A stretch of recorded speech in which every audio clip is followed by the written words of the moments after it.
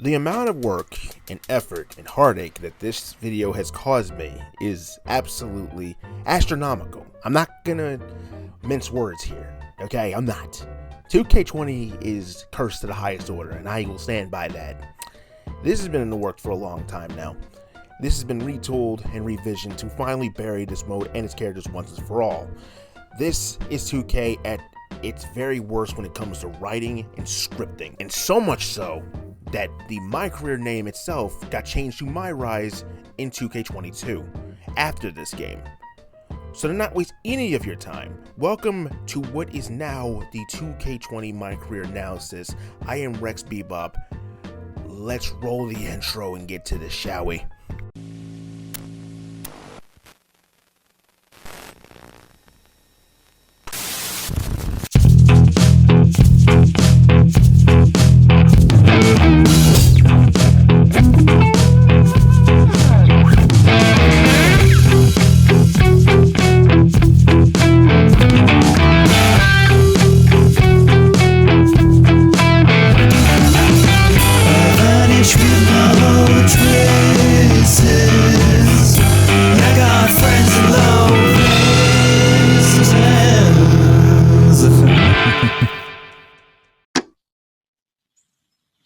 The plot is simple.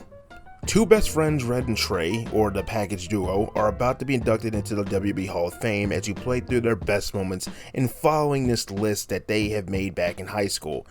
But that is just the surface level stuff.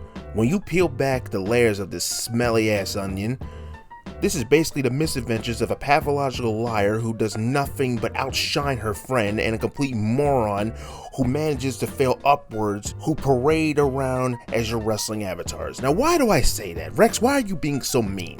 I hear you ask.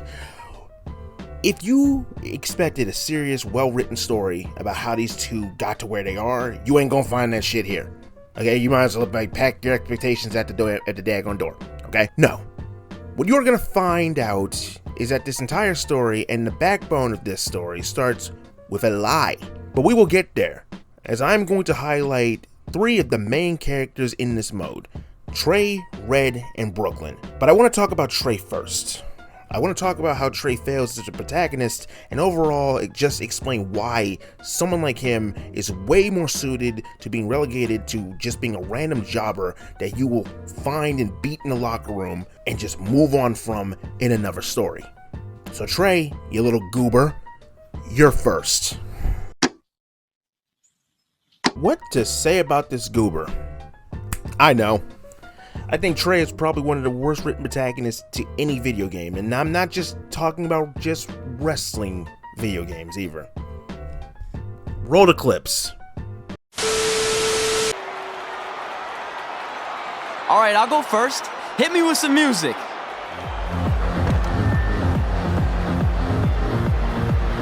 This is hell. This is my hell. Why is Trey like this?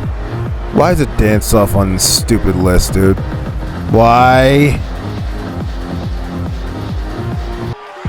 We'd battled each other in just about every type of match, except for one that also happened to be on the list. Wrestle in a crybaby match. And since you had the first and only crybaby match with Razor Ramon back in the day, this was the perfect time to cross it off. Oh, this stuff's all in my eyes. I can't see. I think I'm going blind. I don't know why he's so cranky. I fed him and changed his diaper. Any chance you can babysit during my match? Xbox said, this is just a bump in the road. And tonight wasn't a total loss. At least I get to cross off wrestle in a crybaby match. Give me that. Ugh, it smells like butt sweat. I told you not to keep the list in your tights. Cost of doing business. Definitely auditioning. It's one of my OG list items. Star in a WWE action movie. I think I'm gonna pass. Are you kidding? Do I need to remind you that the rank and file films are cinematic masterpieces? No. You mention that every year on that weird holiday you invented where you binge all of them from start to finish. You mean Ranksgiving Day? It's the most heart-pounding, action-packed, explosive day of the year.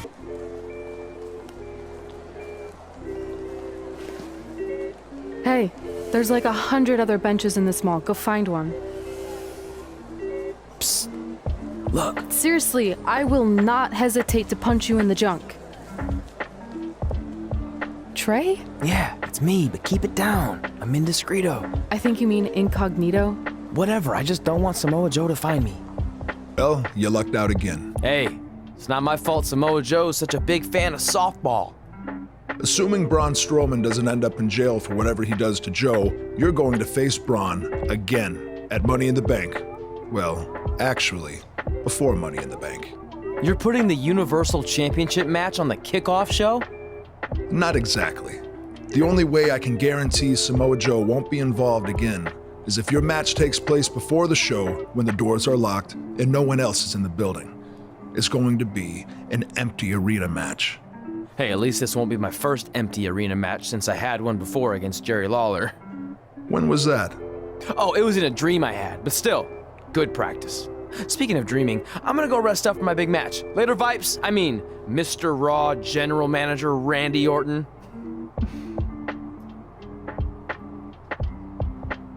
The package deal is together again on Raw. Already got one contract, about to get another, might even meet my real parents soon. All of our dreams are coming true. Well, I guess now that I'm all alone, I can properly celebrate. I got a Raw contract. The ink's dry so they can't give it back. I got a Raw contract. I'm kinda hungry, I need a snack. Yeah, I got a Raw contract. I got a Raw contract. I think I left my phone at... You're the worst. I got a Raw contract. I got a... Hey, Oh, okay. I'm tired of suffering. I'm tired of suffering. You see what I mean? And yeah. I know he's supposed to be a comedic character, and there's a place for that in wrestling. However, that's not what I expected this character to be when I made him. Again, their vision of him is this nonsense, and my vision of him was something completely different. Saying stupid things, outing himself as a weirdo, and overall failing upwards somehow.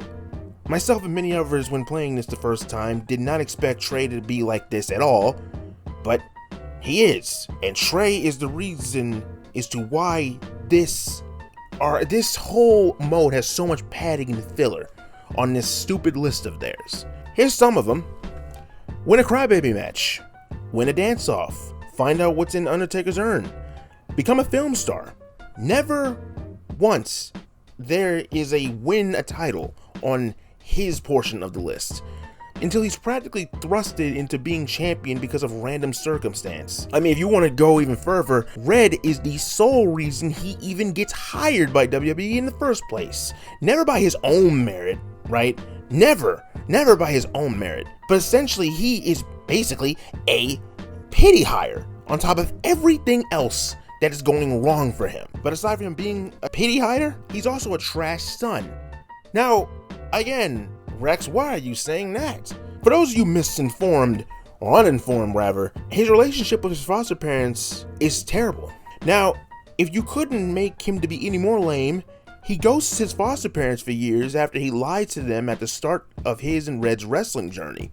As he was supposed to be going off to college, he lies about doing that, goes to Canada to try and get training from Bret Hart. Yes, I'm fucking serious. And when that fails through, they go to a wrestling school, use the credit card that he has been loaned for wrestling training, hotel stays, food, etc. And when he is found out, he basically disowns them to pursue being a wrestler as if he isn't in the fucking wrong. And all of that while having fleeting hope that his birth parents will one day show up at an event when he gets further on in his career.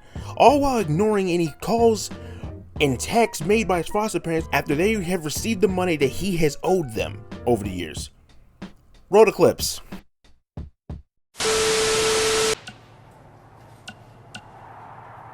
Denver, it's your mom and dad.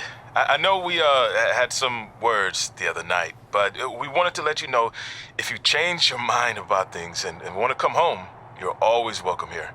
Did you tell him the school said it's not too late to enroll for next semester? Yeah, I don't know if you heard your mom, but she said it's not too late to get into school. Anyway, let us know if you want to talk. In the meantime, Be safe out there. Hey, it's your mom. We got the check you sent last week. Thank you. I was kind of hoping there'd be a letter from you or at least a return address so we could send you something. I guess you're not ready for that. Either way, we appreciate you paying us back for what you spent in Calgary. You must be doing okay to be able to do that. I guess that's good. Anyway, we're here if you ever want to talk. Okay? Okay, bye now. Love you.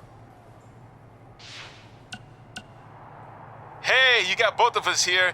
I know we haven't spoken in a long time, but we saw a flyer at the grocery store that said you're coming to town for a show. We'd really like to come see what you do, Denver, and maybe it'd be our chance to put everything that happened behind us. We don't want to make a scene or anything, so if we don't hear back from you, we won't come. Screw that. I'm going either way, friend. Honey, we can't do that. Maybe he wants his space. But giving him his space while we thought he was at school is what got us into the situation to begin with. We should have been watching that kid like a hawk. How do I delete the message? Damn it! Anyway, if you want to see us at the show, call us back, son. Or don't. I'm coming either way.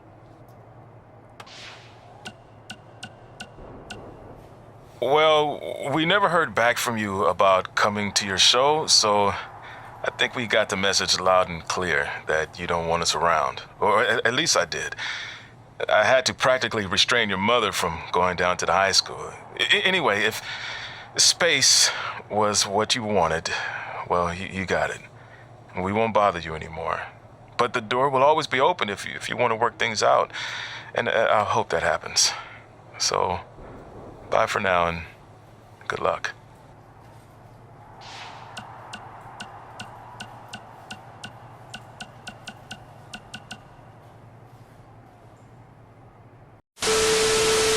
So again, he has a loving set of parents, but after he lies to them and steals money from them, he pays them back, sure, but he ghosts them for years. Again, as if Trey isn't acting like an idiot, he's acting like a pompous ass clown. Even worse, when they show up at the end of the story and Trey acts like nothing happened to start anew with them.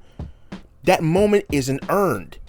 He just says, "I'm glad you're here," and it's like we have catching up to do after their match. Trey has no redeeming character qualities other than being a jobber that manages to fail upwards. I know I keep repeating that, but that is him to a T. If not for Red, he would have never pursued wrestling in the first place, much less get a job with WWE. And speaking of Red, let's talk about why I refer to her as a liar, shall we? Now, if I can't stand Trey, Red is 1,000 times worse in comparison. But why is that when she doesn't act like a complete goober like Trey, and even when her persona fits with chasing gold and setting the benchmark to be better? Well, like I said, she's a liar. And who does she lie to? Her best and seemingly only fucking friend Trey. Yeah, that's right. Roll the footage. Whoa, that's a shock. He's always wanted to meet his birth parents, and now that we know what happened, what are we gonna say when he asks about them? I really don't think he can handle the truth, that they're dead. Do you? No, it would crush him.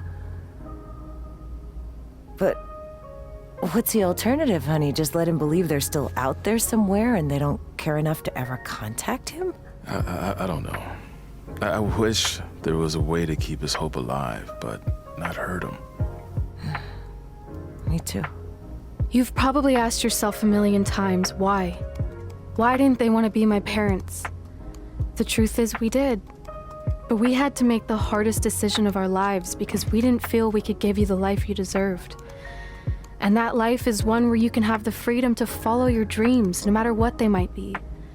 To become anything you want. We'll find you someday. Love always, Mom and Dad. Please, don't tell him our secret about the letter. It's not going to help anything.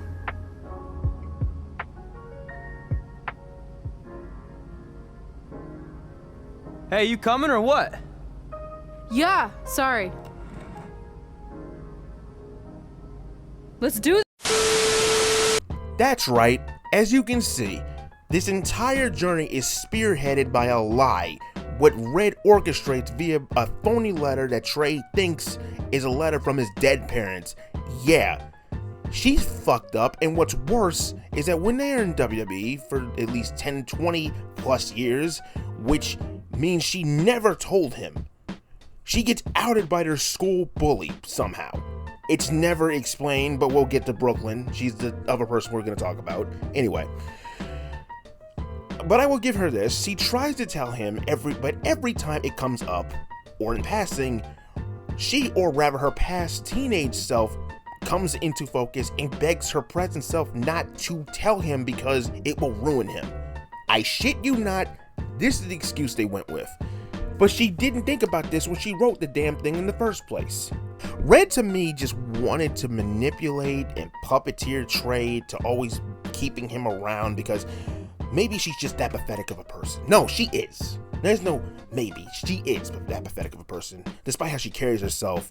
And maybe it was easy to have someone like him around on her journey into being a wrestler because when this starts, Trey scoffed and shrugged the list off as bullshit anyway. Again, roll the footage. Hey, at least she didn't destroy our list. So what? I'm not gonna do any of those things anyway. What do you mean? We were just embarrassed in front of the entire school, and currently 672 people on the internet. I bet a bunch of those are repeat views. Great! We're not even touching on the fact that I got beat up by a lunch tray. I'm never going to be a WWE superstar. I'll just go to college and get a lame job like my parents want me to. Letter, please. Here we go. I think this section is relevant right now. You've probably asked yourself a million times, why? Why didn't they want to be my parents?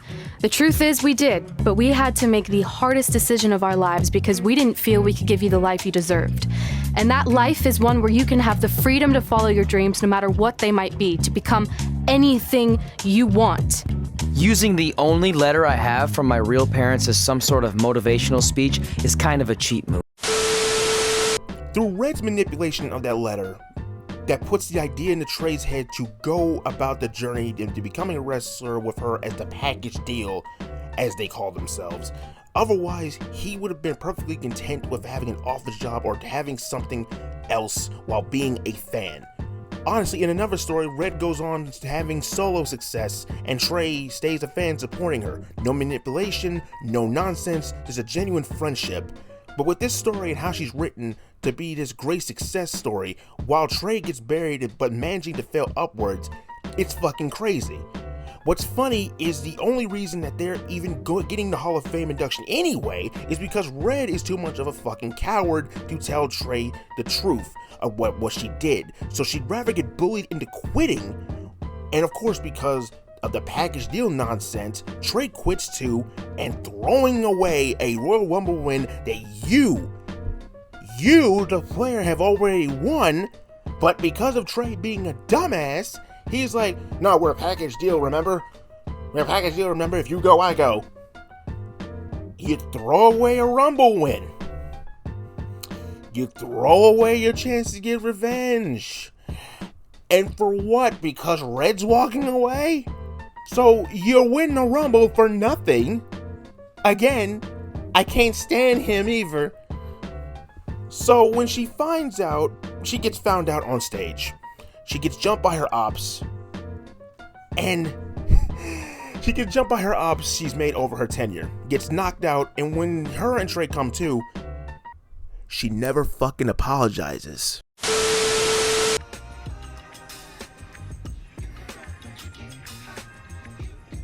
Do you need me to make another ice machine run? You know, there's some wounds that ice can't heal.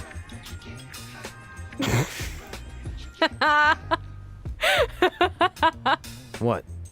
You have to admit, that was a pretty cheesy line. You know, you have a really strange way of apologizing. I'm sorry. It's just, We've been working through this all night, and I think I'm starting to lose it. Not once. She just laughs it off because they got jumped at their speech. She never once apologized to him, not once. I hate it. I hate that. Throughout the journey, there are times where I can feel the friendship between them, but it only gets put on the shelf when I remember how we got here to begin with. The letter, the lie, and Red being a coward.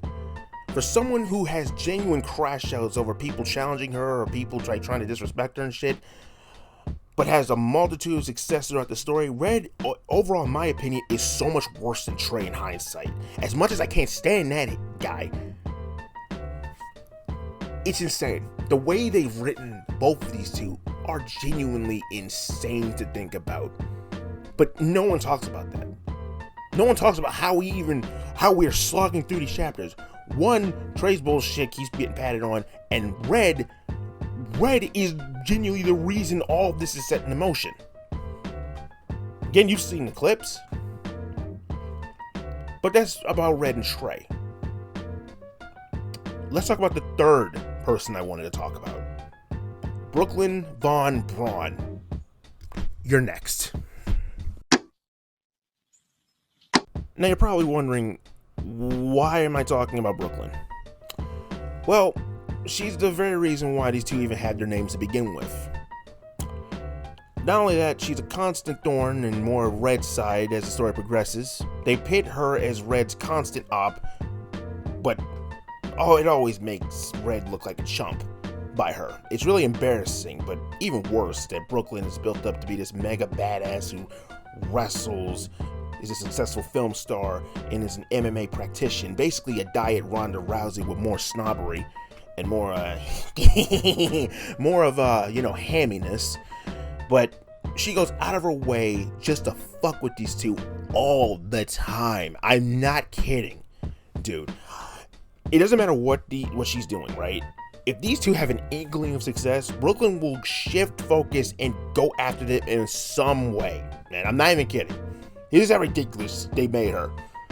Whether it's flaunting her success in their faces at their old high school, a movie role she has to share with Trey, becoming the general manager of SmackDown in WWE just to fuck with them. Like, she puts all her shit on hold and is like, I'm gonna join WWE and become a general manager, and then an active competitor. And then has like little inklings of like, okay, I put stuff in place before I step down as general manager. Yeah, you're gonna have fun with that. I mean, Jesus. And here comes another one. What is she doing here? Holy crap, is that hothead Red and Trey? You two picking up some extra work to make your trailer payments, or is this some kind of prison work release program? It's just Red now, and we're wrestling tonight. And also, we don't live in trailers. We stay in hotel rooms that have microwaves, which seemed a lot more impressive before I said it. Wait, you actually became pro wrestlers?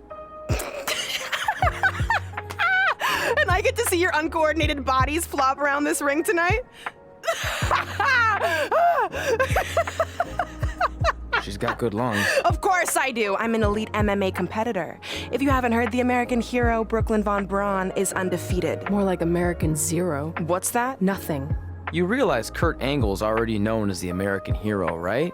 You probably should ask him for permission to use his nickname like Ronda Rousey did with Rowdy Roddy Piper. Kurt Angle? Never heard of him. If anything, he should ask me permission to use my name since I'm way more famous. I'll chat with my lawyer about it. Thanks for the heads up. Why are you here? You're obviously not a pro wrestling fan. No, gross. There's a ceremony after your stupid show to rename the gym in my honor. The town sign wasn't enough? It wasn't. I actually wanted it bigger. Couldn't you have picked any other night to do this? Do you think I chose to share my special night with a professional wrestling event? That'd be like eating a giant bowl of turd soup before having the best steak of your life. I have a loaded schedule, and tonight was my only avail. And how much longer would it have taken to say availability? I told you, I'm busy. Every second counts. I've already wasted way too much time talking to you carnies. I'll have you know, we've wrestled at several carnivals, and their employees are some of the finest people around. Other than that tilt-a-whirl operator who bit me when I asked him what time it was. There's always exceptions. Cool story. Looking forward to seeing you tap again tonight, Red. You know, just like old times. This reminds me of our high school dances. A gym full of people all staring at Red saying, "What are those moves?" Hey! If you want to keep running your mouth, then come over here and do it to my face. Excuse me for trying to entertain these people? Because you certainly weren't. Red acts so tough, but the moment you get her in a submission hold, she gives up immediately. In fact, she's been tapped more than shoulders.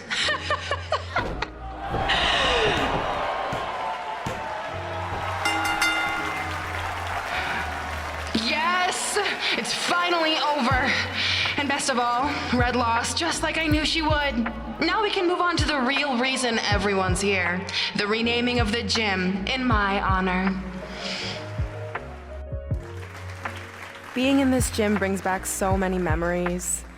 I won my first amateur match here. I broke barriers and records here as the captain of the otherwise all-male wrestling team. I qualified for states here. I dominated gym class dodgeball here. I won prom and homecoming queen here. I once saved Mr. Durkis from choking on a hot dog here. The banner actually isn't that bad. I was expecting something more obnoxious. I know, me too. So that's why it's my pleasure to officially christen this the Brooklyn Von Braun Gymnasium for Athletic Excellence. On last week's shocking turn of events. I am a big fan of movies. Mostly the ones I've starred in, but there are some other ones that are okay too. But in any film, my favorite part is always near the end when the villain explains their big evil plan, going over every single detail of how they pulled the wool over the stupid idiot hero's eyes. But in movies, this usually allows the hero time to escape or stop the bad guy in some way. But I'm not gonna be stopped. See, I already destroyed your idiot hero last week with the help of Samoa Joe. So now, I have all the time in the world to walk you through every single detail of my brilliant scheme. Like I said, this is my favorite part. So here we go. When I was GM, I brought Samoa Joe back fully knowing what his plans were for attacking Trey in the best-of-5 final and costing Red her title. In fact, I helped make those plans myself. Then, I gave Trey a title match against Adam Cole just so Joe could eventually take it from Trey. Sorry, Adam. After that, I inserted myself into the mixed match challenge as Trey's partner to earn his trust, giving me the opportunity to teach him the secret coquina clutch escape. Only when Joe got it on Trey, and he thought he had it all under control, those ankles weren't crossed, were they? Because it wasn't a secret anymore. I told Joe exactly what to expect, and Trey never had a chance. Now, unfortunately, to make Trey and Red think I had changed for the better, I did have to donate a bunch of money to an animal shelter. But don't worry, I purchased the shelter, kicked out all the disgusting animals, and I'm turning it into the newest location for my tanning salon chain, Brooklyn Von Braun. Which, if you ask me, is a lot more to serve the community. So right about now, your tiny brains are probably asking, but why, Brooklyn? Why would you do all of this? I did this to maintain the hierarchy. To show Red and Trey that despite what they think they've achieved in WWE, I'm the star and they're the losers. Just like it's always been. And that will never change.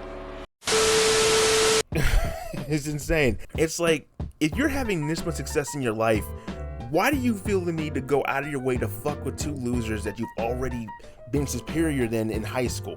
It just screams, I need to feel validated if I do this to these bums. Brooklyn, despite being the main antagonist, feels very flat as the duo's main antagonist. She's a sad, lonely villain archetype who basically takes joy out of seeing two losers that she picked on in high school be miserable in some way as an adult.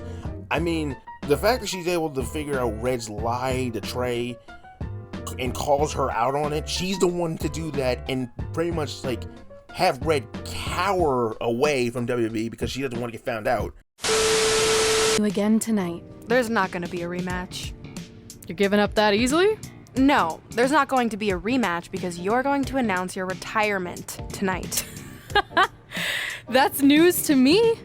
It's why I wanted to find you first thing, so you could start writing your big farewell speech. But that kind of emotional garbage should actually come easily to you. I mean, if you get stuck, you could just borrow something from your earlier writing. You've probably asked yourself a million times, why? Why didn't they want to be my parents? The truth is, we did, but we had to make the hardest decision of our lives because we didn't feel we could give you the life you deserved. Garbage, garbage, garbage. Love always, your mom and dad. That's right. I found out you wrote that little piece of fiction kicking off 20 years of lies to your best friend. His real parents are dead, and you've been stringing him along this entire time, making him think they're alive just so you'd have one friend in your depressing life. You never told him the truth, even when he continued to pathetically leave 2 empty seats for them that would never be filled. Why? Why are you doing this? The why doesn't really matter. Right now, you should be more concerned with the what, as in what could happen next. I could expose you and all your lies, destroying your life, your reputation, and most of all, your friendship with Trey. Or you can retire immediately and I'll make your secret my secret. But one way or another, it's happening tonight. I know walking away from everything you've worked for will be the hardest thing you've ever done, but you have to keep our secret. Please.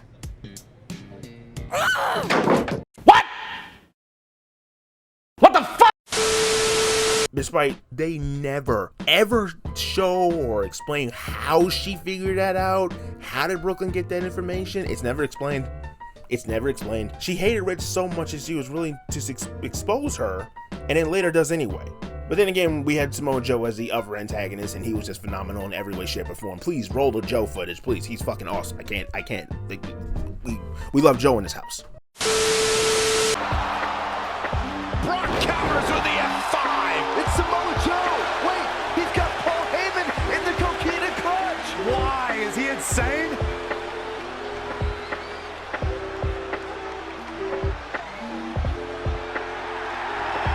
And now the beast is headed straight for Samoa Joe.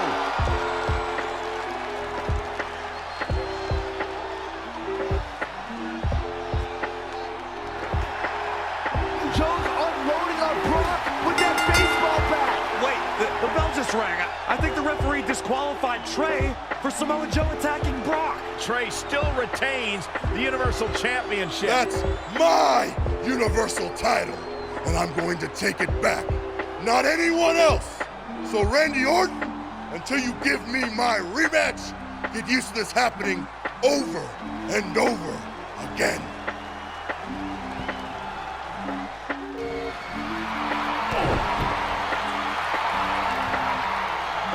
Braun reverses. And Strowman hits the running power slam. That might be it for Trey. Braun! Wait, that's Samoa Joe. Since I was banned from the building tonight, I had some rare free time on my hands. So I thought, what should I do? Well, you might not know this about me, but I'm a huge fan of men's slow-pitch softball.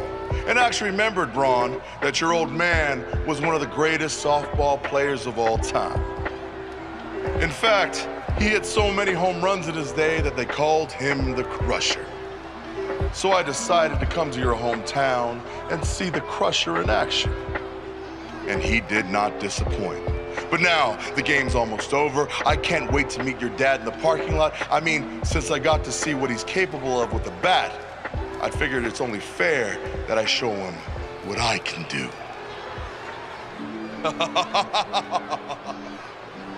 What do you want? You couldn't hang on to the title just a little bit longer so I could take it from you. And whose fault is that? I did everything I could to preserve my rematch, but it wasn't enough. Title or no title, I'm still going to choke you out. Let's do this. Hey, that's enough! Come on now. Hey, take it easy. This isn't over. Because the moment you feel safe and stop looking over your shoulder, I'll be back to destroy you. Wait a second, is that who I think it is? It's Samoa Joe! We haven't seen Samoa Joe in 6 or 7 years since he was fired from WWE after a shocking loss to Trey for the Universal title. Well, apparently he hasn't gotten over that. What the heck is that? It looks like some kind of enhanced arm. Like Samoa Joe wasn't deadly enough already. Unbelievable. This is shocking. I cannot believe Samoa Joe is back. I know, after all this time, I never thought we'd see him again. And he just broke Trey in half. I'm back, and I'm coming for you. Hold on, pause. I'm honestly stunned at what we've...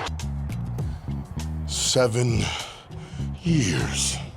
7 years ago, you took what was mine, and I never got to take it back. You know, a lot of significant life events can happen in that amount of time. Birthdays, holidays, funerals, and I missed them all.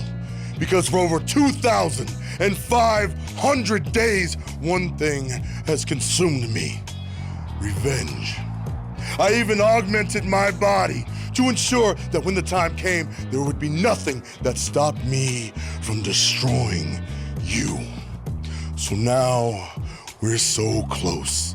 I helped you win this championship for one reason only: so I can finally take back what you took from me. But that doesn't even make sense. It's not the same title. Don't say that. It's the same. It's exactly the same. 7 years, and the surgery, and the pain, and I am going to take it back. Hey, you want to tell me what that was all about? I had nothing to do with it. You think I wanted to win the title like that? I don't think you give a damn as long as you're champion. I want my rematch! I promise I'll make this right. Okay, chump. Okay, Trey, how about we do that right now? No, Trey, let's go! Thankfully, Trey is here to put an end to this. It's Samoa Joe. Where did he come from? It's obvious Brooklyn and Samoa Joe are always 2 steps ahead of Red and Trey.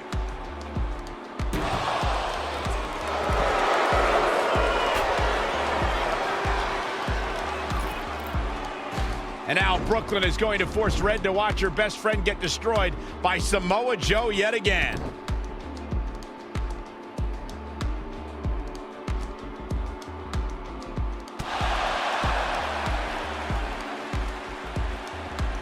He suffered enough. Come on, don't do it.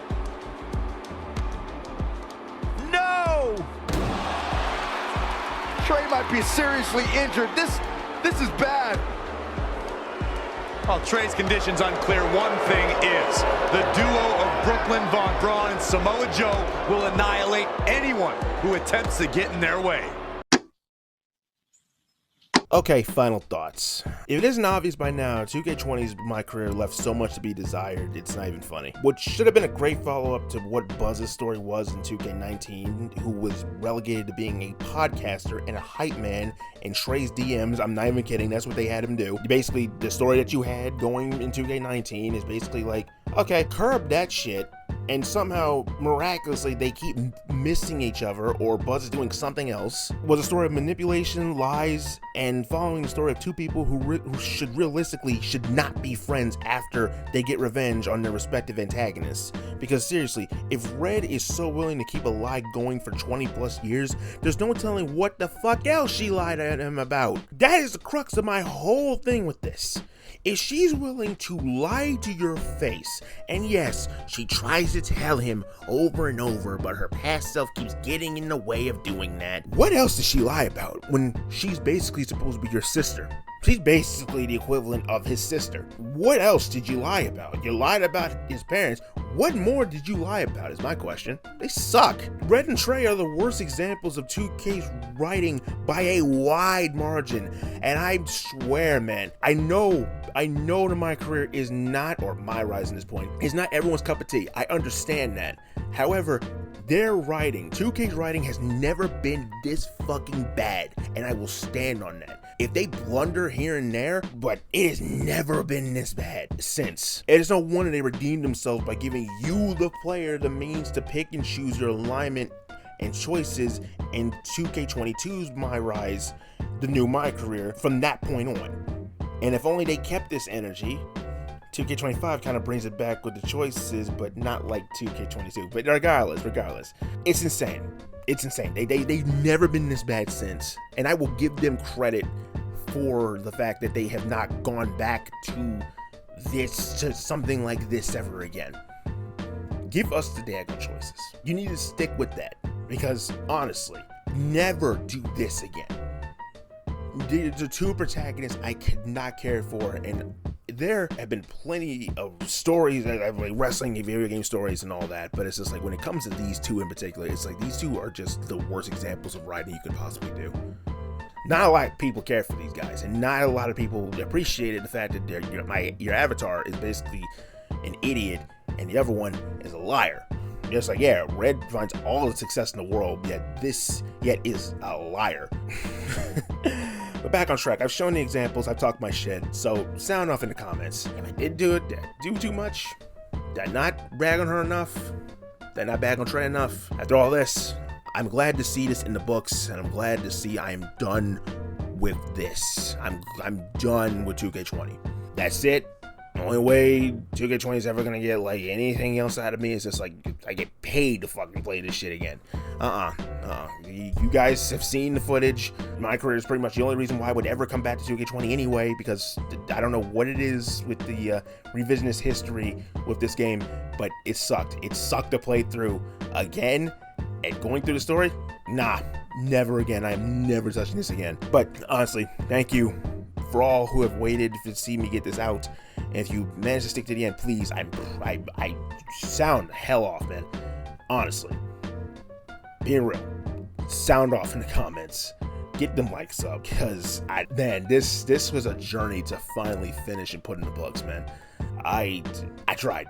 I tried with this. This got revised, retooled, and all that, man. I'm proud of it. I finally buried these two in the dirt somewhere, and I didn't fly off completely off the handle, but I gave y'all plenty of examples of why I keep on doing it. Anyway, hope you liked it. Y'all stay safe out there. I am Rex Bebop. I'm signing out. Peace. Sees you when I sees ya.